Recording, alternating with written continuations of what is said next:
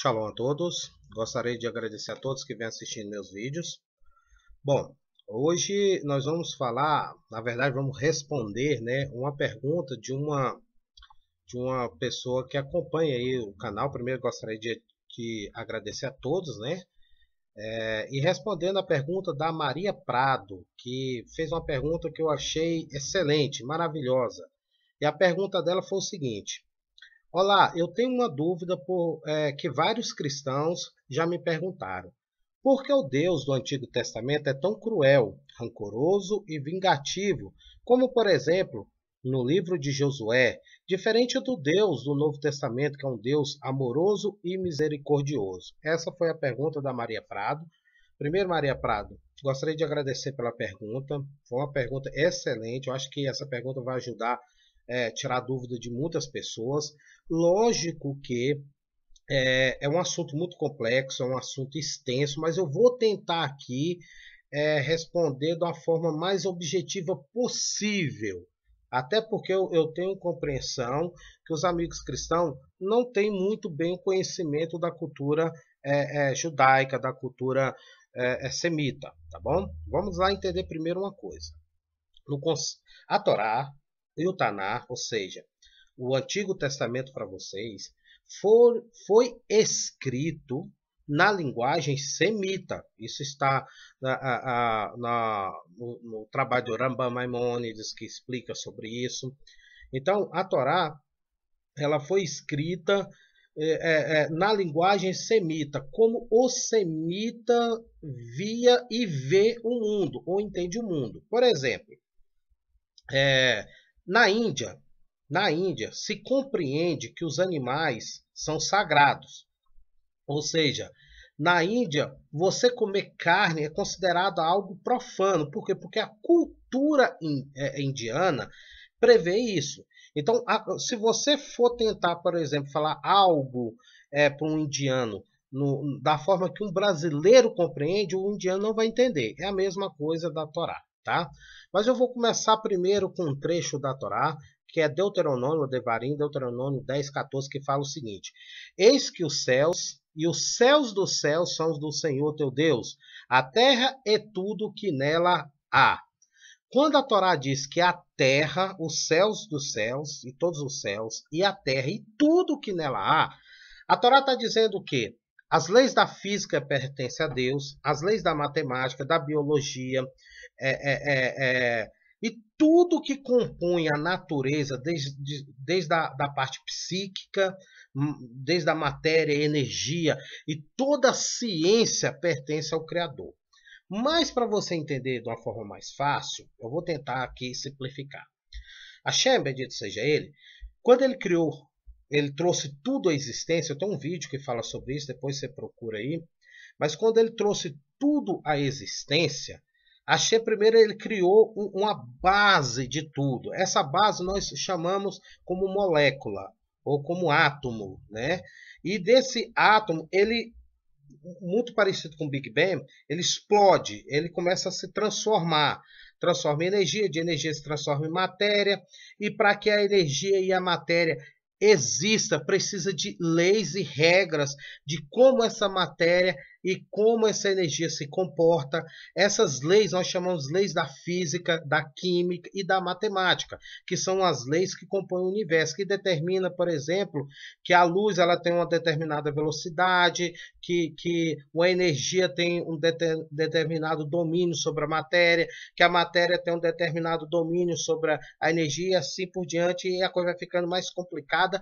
E essa complicação de situação que faz com que tudo se mantenha na existência, nós chamamos de ciência, tá? Se você estudou até o ensino médio, você vai entender o que eu estou falando. Isso é Deus. Deus, ele cria tudo e ele cria regras de como uma coisa ela vai se comportar perante outra coisa. Por exemplo, o fogo, se você pegar o fogo e jogar, por exemplo, um plástico no fogo, o fogo vai destruir o plástico. Então, aquela energia vai ter domínio sobre a matéria, né? E assim também foi a morte. Quando Hashem criou tudo, Deus também criou a morte. E a morte, na verdade, ela significa o fim, o freio, o barrar. É uma coisa que não tem como você prosseguir mais. Por que que Deus criou isso? Porque depois que Adão e Rava desobedeceram a Shem, né? Se não houvesse o sofrimento, o castigo e a morte, o ser humano cada dia ia se tornar pior, pior, pior, e nada ia barrar. É como se você tivesse um bandido, uma pessoa que ela gosta de estrupar as mulheres, estrupa, estrupa, e não existe lei que prenda um estrupador. Então o cara vai continuar estrupando, estrupando, estrupando, porque ele não tem nada que barra ele. Ele não tem uma justiça que prende ele, ele não tem uma polícia, né? E assim por diante. A morte, ela tem esse papel, ela tem um papel de barrar as atrocidades humanas. E junto com a morte vem o medo, que é outra criação de Hashem, muito importante, porque sem essas criação, o ser humano ia cada dia se tornar cada dia mais mal. Eu vou te dar um exemplo você, Maria. Vamos supor que uma hora, todo mundo, eu, você, todos nós já cometemos erros, todos, sem exceção. E muitas vezes nós não prosseguimos com esse erro por medo, porque nós sabemos, não, se eu continuar errando assim, ou fazendo isso de errado, vai vir o que? As consequências. E eu tenho medo dessas consequências. E essa consequência pode me levar ao que? A destruição. Então, o que você entende como Deus cruel e rancoroso do Antigo Testamento, na verdade não é. O problema é que os cristãos, eles não compreendem, não têm a consciência e não compreendem a linguagem da Torá. Eles querem, o cristão em si, ele quer estudar a Torá com o entendimento cristão, e não funciona.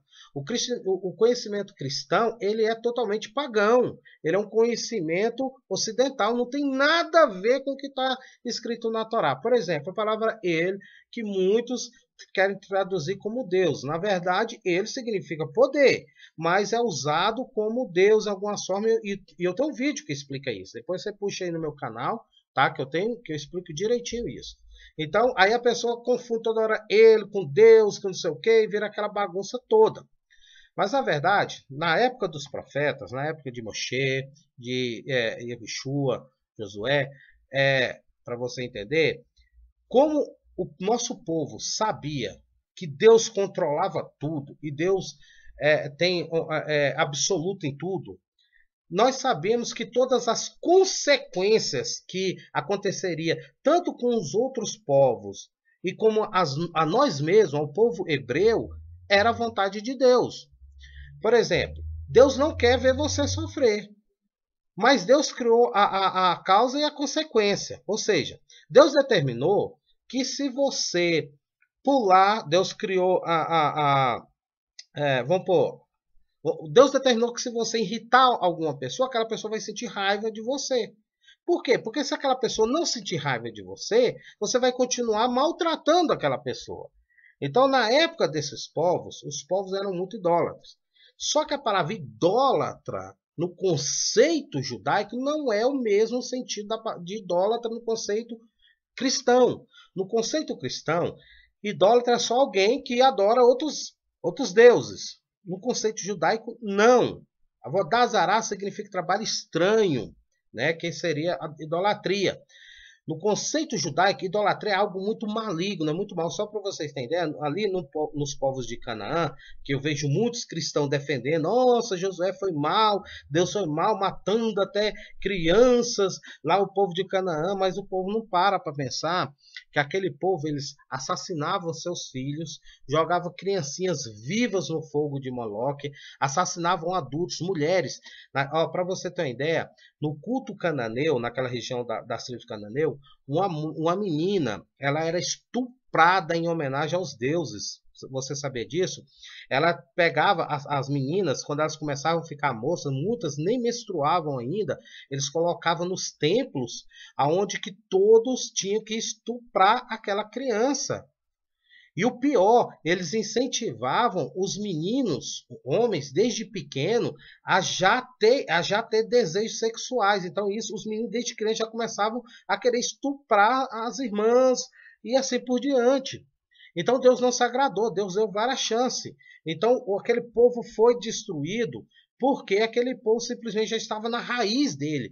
Um exemplo são alguns guerrilheiros do Oriente Médio que meninos de 8 anos simplesmente têm prazer em assassinar. Eu sei que é duro, é difícil você, como ocidental, como cristão, compreender isso, porque você não vive nessa realidade. Você está no conforto de um país chamado Brasil, né? Mas infelizmente é uma realidade.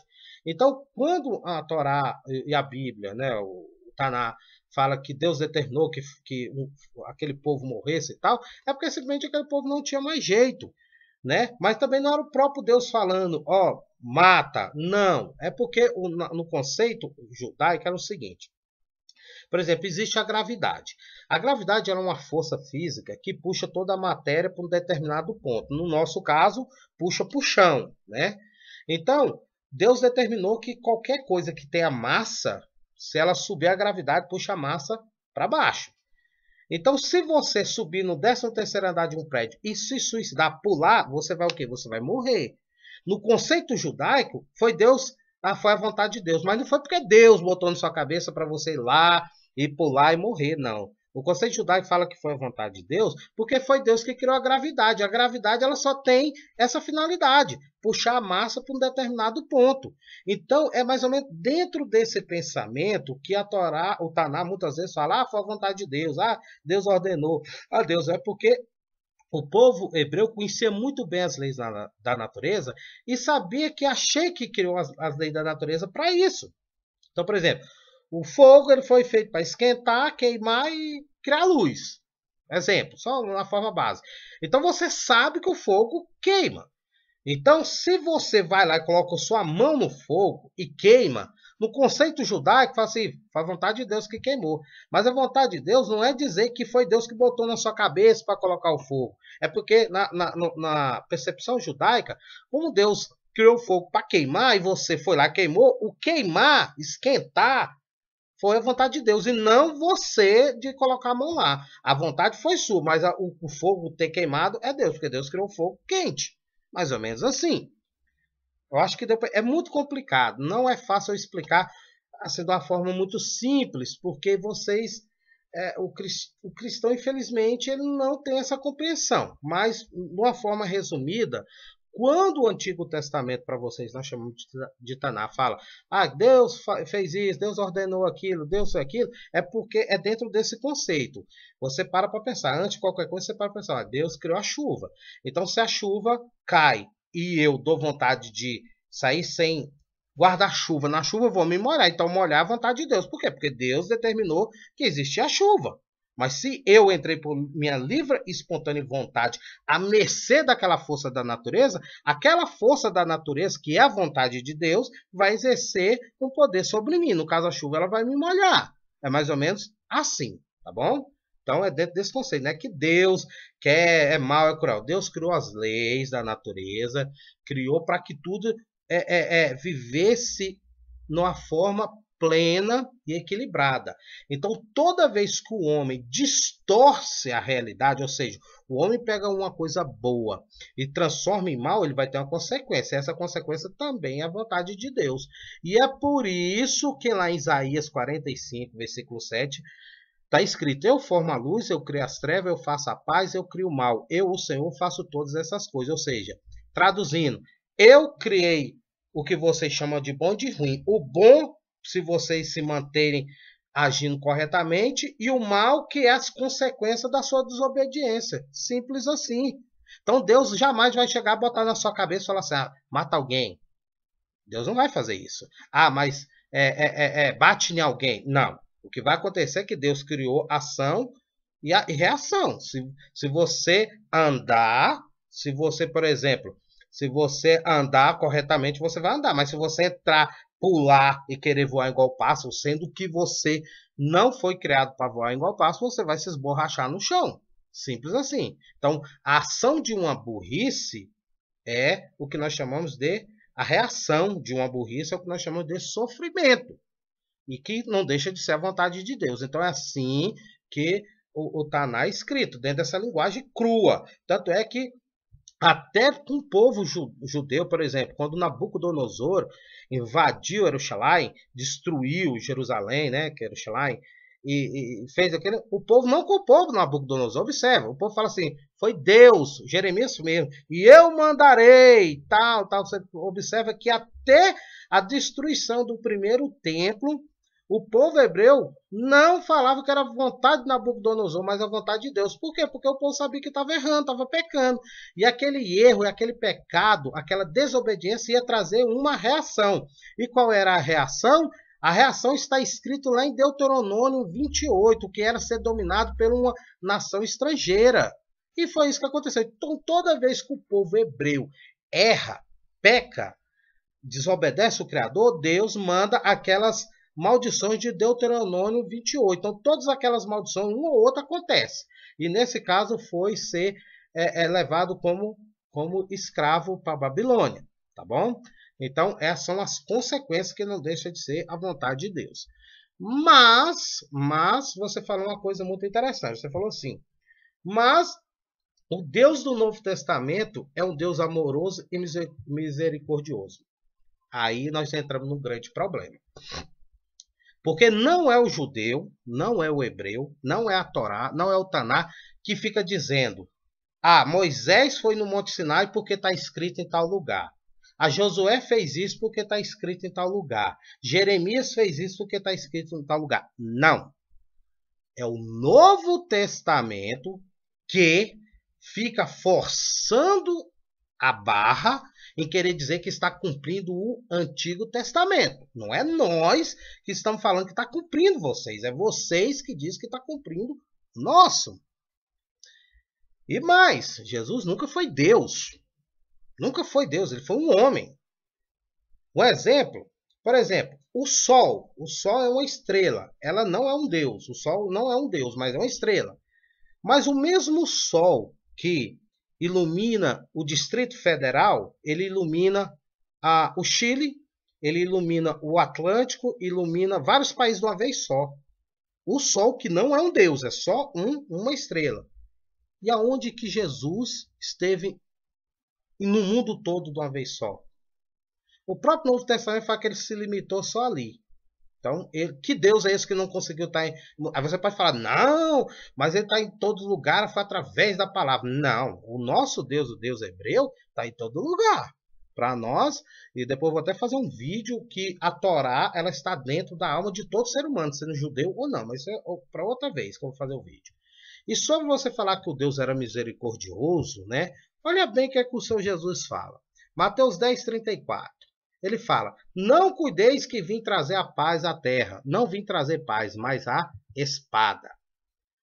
Espera aí. O próprio Deus que você disse que é misericordioso fala que ele não veio trazer paz. Isso está claro, não tem desculpa. Ele veio trazer a guerra. João 15:6. Se alguém não estiver em mim, será lançado fora, como a vara, e secará, e os colhem e lançam no fogo e o ardem. Então, por exemplo, no segundo o Deus de vocês, ele só é bonzinho para quem é de vocês, ao contrário da Torá. Aí você fala, não, mas a Torá, o Deus do Antigo Testamento, matou o povo cananeu, porque era pecador. Observe se matou o povo de Nínive. Nínive, o povo não era judeu, não precisou sequer nada.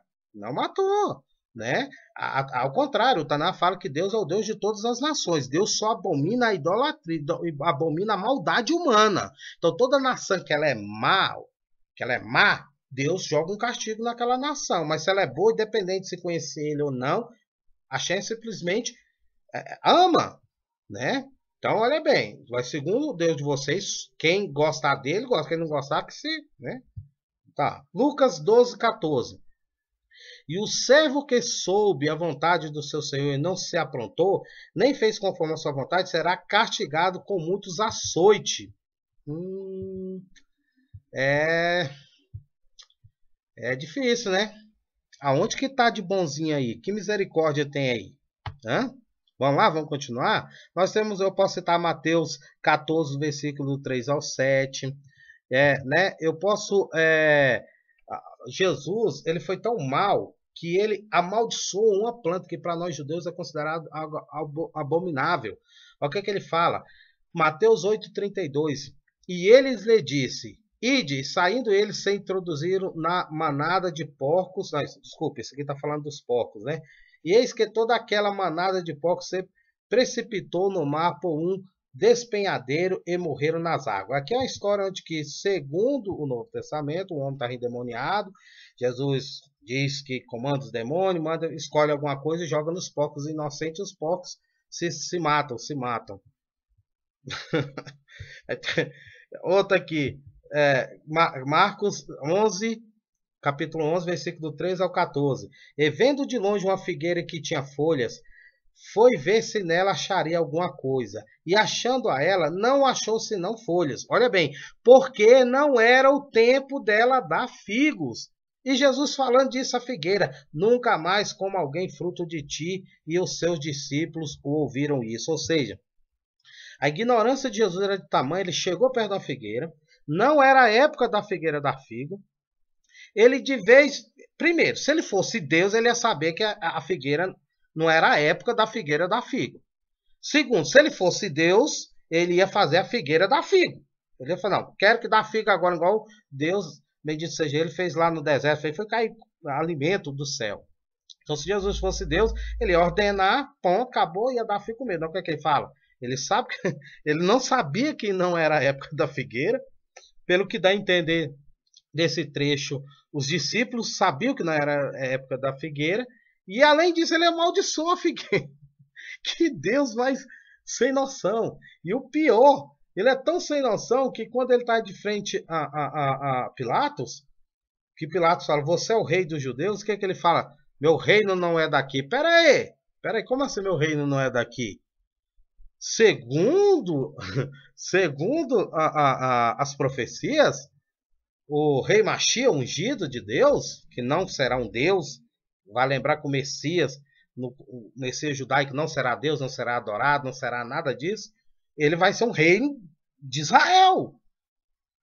Aí o cara vira para mim e fala assim: não, vocês não acreditam no Messias porque ele andava com os pobres. Não, é simplesmente porque Jesus não foi rei coisa nenhuma, só por isso. Não foi porque ele veio no jumento, não foi porque ele andava com os pobres, foi simplesmente que Jesus não foi rei de nada. E quando ele foi apertado, perguntou se ele era o rei judeu, ele fala: não, você que diz, meu reino não é desse mundo, porque se o meu reino fosse desse mundo... Mas peraí, aonde está escrito no Antigo Testamento que o Messias, o rei Messias, não seria o reinado dele desse mundo? Onde está escrito? Não está em lugar nenhum. Então, é um Deus muito bipolar. E minha amiga, e se você não souber o que é uma doença chamada bipolaridade ou bipolar, procura aí, Maria Prata, que você vai saber o que é uma doença que é a cara do seu Jesus, tá bom? E para finalizar, olha o que está escrito lá em Romanos 3,7, para finalizar. Mas se pela minha mentira, está nos livros de vocês, mas se pela minha mentira abundou mais a verdade de Deus para a glória sua, porque sou eu ainda julgado também como pecador? Ou seja, o apóstolo Paulo fala: se for para aumentar o nome de Jesus, minta. É o que os pastores fazem, é o que os messiânicos fazem, mentem. Então, minha amiga, é muito difícil, por isso que muitos judeus não têm paciência de conversar com o cristão. Primeiro, porque o cristão, ele não está aberto o coração a compreender mesmo a Torá. A verdade é essa. Ele quer aprender a Torá para chegar na igreja, dar um show de pregação e ganhar mais dízimo, ganhar mais oferta e ganhar mais fama. O cristão, ele não está preocupado em servir o Criador. Ele está preocupado em servir a si mesmo, seu ego, a fama, ao orgulho. Mas, lembrando, no Antigo Testamento, não é que Deus é mau, é cruel. É que no Antigo Testamento, como é na linguagem semita, né, e todo o povo hebreu compreende que Deus domina tudo e todas as leis da natureza obedecem o Criador. Então, quando alguém morre, a gente fala: é a vontade de Deus. Mas não é porque Deus quis matar aquela pessoa, é porque aquela pessoa agiu de certa forma que levou à morte. Deus é como se você deixasse uma ordem para um filho seu. Por exemplo, você tem um filho e você sai e você fala assim para o seu filho, olha, eu vou botar essa água no fogo, ela vai ferver, não põe a mão nessa água, porque se você pôr a mão nessa água, você vai queimar. Agora eu estou aqui, você sai, pá, aí vai lá o rapaz, ele não é criança, é um rapaz, vai lá e põe a mão no fogo e queima. O que é que você vai falar? Eu te avisei que você ia queimar. Então, seria o quê? Quando foi a sua vontade, no conceito semita, foi a sua vontade que queimou ele, mas não foi a sua vontade de fazer ele queimar. Você tinha advertido, você criou uma situação que ele poderia machucar, mas antes você advertiu ele não entrar nessa situação para sofrer as consequências. E a partir do momento que ele te desobedece e entra na situação que você já tinha advertido, de certa forma, ele fez o que você queria, ou seja, o que você advertiu. Então não é bem que Deus quis, é Deus adverte. Quando fala assim, e Deus ordenou que fulano vai morrer, não é que Deus quer, na verdade a tradução tinha que ser assim, e Deus advertiu que se aquela nação não parasse, ela ia morrer. Igual quando Josué fala, a vontade de Deus, ele fala assim, Deus advertiu, não é bem a vontade. A tradução mais correta seria advertir. Eu sei que é muito complicado. Se você não entendeu, deixa seu comentário aí que eu tento explicar do jeito mais fácil possível, tá bom? Shalom e até o próximo vídeo.